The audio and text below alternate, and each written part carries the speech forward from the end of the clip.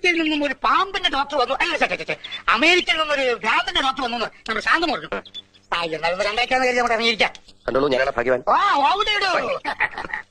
നമ്മ ദാസപ്പൻകുട്ടിയും രാജപ്പനും കുട്ടപ്പനൊക്കെ പറയുന്നു എന്റെ പെരുമാറ്റത്തിൽ എന്തെല്ലോ മാറ്റങ്ങളുണ്ടെന്ന്. ഡോക്ടർ ഒന്ന് നോക്കിക്ക.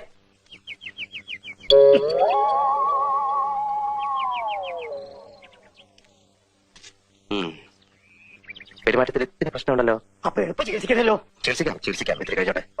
ഞാനേ അകത്തൊരാളെ മുറിക്കകത്തിട്ട് പൂട്ടിയിട്ട് ഇങ്ങനെ ചികിത്സിച്ചോണ്ടിരിക്കുക.